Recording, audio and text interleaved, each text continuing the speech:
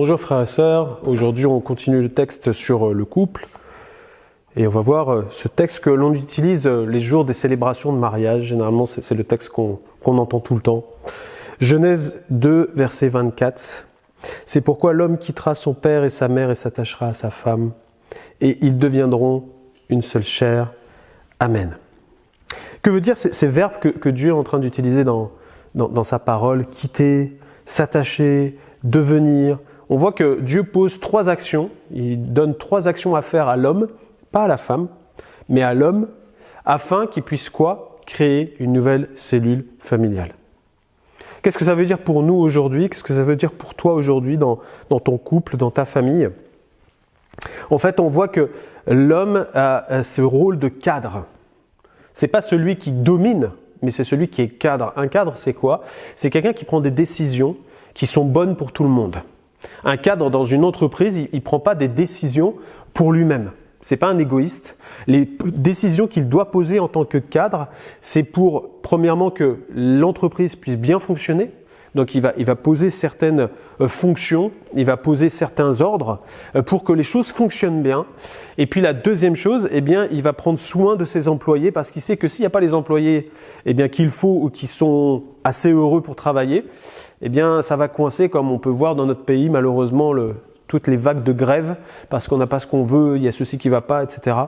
Donc on arrive dans des temps de friction et ça n'avance plus.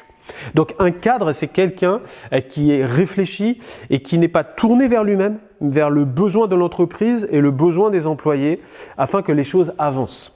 Et j'aimerais te remettre ça dans ton esprit, à toi qui es un homme marié, de dire tu es un cadre mais tu n'es pas le chef dans le sens de dire moi je domine sur ma femme et elle fait ce que moi je désire dans la maison.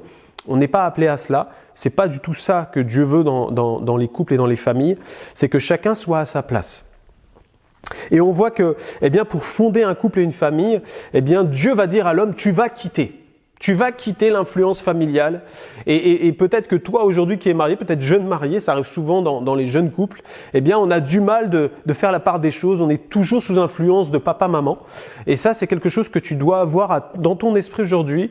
Et c'est quelque chose que ton épouse a besoin de voir, comme quoi, tu as posé, un acte fondateur pour ton couple. De dire, c'est moi qui viens vers mon épouse et c'est moi qui vais m'attacher à mon épouse et c'est pas mes parents. Je me marie pas, en fonction de mes parents. Je me marie parce que je crois que dans cette affaire-là, dans ce couple-là, ce couple, il est fait pour Dieu. Et je vais montrer à mon épouse, que moi, je suis un homme responsable. Et j'aimerais t'encourager à toi peut-être qui a ce genre de difficulté de dire, oui, je respecte les conseils de mes parents, je respecte ce qu'ils ont pu m'apprendre, je respecte tout cela. Mais moi aussi, je pose de nouvelles valeurs, une nouvelle fonction. Avec mon épouse, on construit quelque chose de nouveau à deux. Et Dieu va t'aider dans ce que tu es en train de faire. Donc en fait, l'homme va sortir de l'influence de sa maison paternelle, familiale, et puis il va s'attacher. S'attacher, c'est quoi? On le voit dans les Écritures, il y a un but à s'attacher. Pour s'attacher, il y a besoin aussi que la femme puisse accueillir. On ne peut pas s'attacher à quelqu'un si on n'est pas accueilli. Ça, c'est impossible. Donc en fait, il y a une action des deux à ce niveau-là. La femme, quand elle voit son homme qui prend ses responsabilités, son mari qui est là et qui dit « Moi, je t'ai choisi pour femme et je veux construire quelque chose avec toi. Je reconnais en toi celle que Dieu a choisie pour moi. Et ensemble, on va construire une maison pour Dieu, une habitation pour Dieu. » La femme est rassurée et là, à partir de là, elle peut s'attacher aussi à son époux. Et on voit que c'est une action qui va dans les deux sens, comme un aimant, quoi. Et les deux s'attirent. Et en fait, l'homme va s'attacher à son épouse et l'épouse va s'attacher à son mari. Et on voit qu'il y a une action là d'unification, d'unité, d'être ensemble, de marcher ensemble et de construire ensemble. Donc il va s'attacher, il va pouvoir marcher dans cet amour-là pour son épouse, et puis l'épouse va aussi être dans cet amour-là pour son mari, et puis les choses vont avancer de cette manière-là. La Bible nous dit, Ephésiens 5, 25, « Marie, aimez vos femmes comme Christ a aimé l'Église et s'est livré lui-même pour elle. » Et on voit que l'homme qui prend ses responsabilités, la première responsabilité qu'il prend envers son épouse cette fois-ci, c'est de l'aimer. Et j'aimerais te poser la question à toi qui es marié, est-ce que tu aimes vraiment ton épouse comme Christ a aimé l'Église? Et ça, c'est une question cruciale. On ne peut pas passer à côté de cette question-là.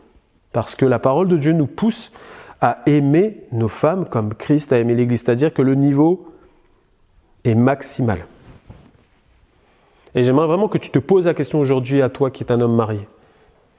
Et peut-être te repentir parce que tu t'es décalé dans le temps. Et on sait comment fonctionnent les couples. Parfois au début c'est tout nouveau, tout beau, comme on dit. C'est le prince charmant qui vient trouver sa princesse. Et puis c'est joli. Mais au bout d'un temps, on sait qu'il y a des choses qui s'installent. Et si on ne fait pas attention, eh bien ce couple-là qui est à l'honneur de Dieu, va devenir un couple qui ne fonctionne plus vraiment comme un couple. Et l'amour n'est plus au centre. Et puis le mari déserte. Et à propos de désertion, malheureusement, c'est que parfois, eh bien, on ne prend plus ses responsabilités. Et dans certains couples, eh bien, le mari s'efface tellement. Et laisse la place à la femme et lui laisse toutes les responsabilités. C'est elle qui devient le cadre du couple. Et ça, c'est une erreur. Dieu ne nous a pas appelés à cela. Chacun est à sa place. Ça ne veut pas dire que l'homme est au-dessus de la femme. Non, pas du tout. On est chacun à une place que Dieu nous a donnée, parce que si l'un et l'autre respectent leur place, le couple fonctionne à la perfection. Mais si l'un commence à laisser plus de place à l'autre, ou l'autre prend plus de place par rapport à l'autre, qu'on inverse les rôles, alors ça ne fonctionne plus. Et peut-être aujourd'hui, tu devrais simplement avec ton épouse te placer devant Dieu, à dire Seigneur, voici notre couple, sonde-nous et montre-nous là où peut-être on s'est décalé. Peut-être que toi, tu ne prends plus tes responsabilités, homme marié, et que tu n'aimes plus ton épouse comme il faut. Et peut-être que l'épouse, là maintenant, est une personne qui a peut-être un caractère dominant et c'est quelque chose qui doit être changé et transformé. Alors que vous puissiez prier ensemble. Parce que je crois que ceux qui sont humbles devant Dieu, ce sont ceux que Dieu va élever. Il résiste aux orgueilleux, mais il fait grâce aux humbles. Et j'aimerais chacune, eh bien, vous pousser dans cette direction aujourd'hui. Seigneur, nous voici pour te ressembler, pour t'honorer. On ne veut pas que notre couple soit un couple eh bien, qui se détruise, mais un couple qui t'honore. Alors, viens Seigneur et montre-nous ta volonté pour aujourd'hui. Que le Seigneur vous bénisse et on se retrouve demain.